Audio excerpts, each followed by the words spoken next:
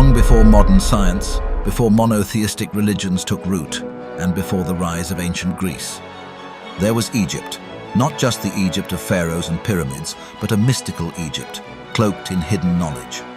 It is here that the seeds of Hermetic philosophy were first planted, teachings that would one day inspire the Kybalion, a mysterious book published in 1908 that claims to reveal the wisdom of the ancients.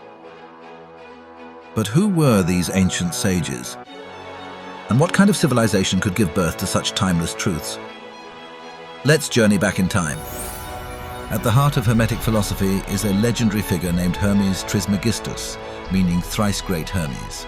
He is said to be a fusion of the Greek god Hermes, messenger of the gods, and the Egyptian god Thoth, the deity of wisdom, writing, and magic. Hermes Trismegistus was regarded not as a god, but as a godlike teacher, a master of the spiritual sciences. The ancients believed he wrote thousands of scrolls, covering subjects like alchemy, astrology, philosophy, medicine, and the laws of the universe. Though most of these texts are lost to time, fragments of his wisdom survive in the Hermetic corpus and echo through the Kybalion. Egypt was more than a political power. It was a spiritual and metaphysical school. Temples were not just places of worship, but of study, universities of the soul. Initiates, often priests and mystics, underwent long periods of training in sacred geometry, sacred sound, cosmology, and the transformation of consciousness. This hidden stream of knowledge, the Hermetic tradition, taught that the universe was mental, everything was connected, and that the divine could be known through self-realization.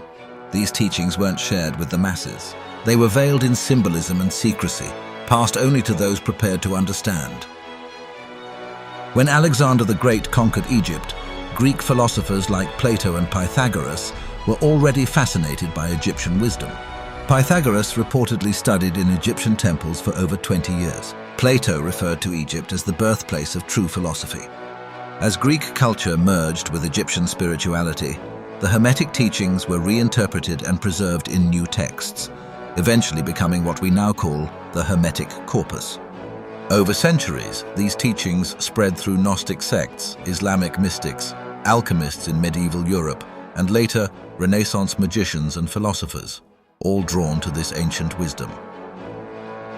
So, was there truly an ancient Egyptian civilization practicing Hermetic wisdom? History provides clues, myth provides meaning. And perhaps the answer lies not just in the past, but within ourselves.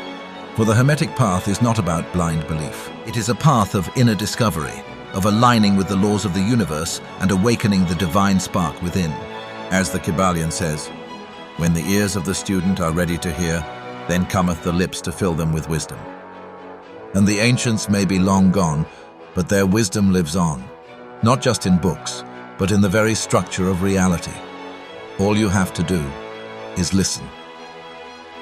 So, why does the Kybalion still resonate over a century later? Because it offers more than mystical philosophy. It offers practical wisdom for mastering your mind, emotions, and experience of life.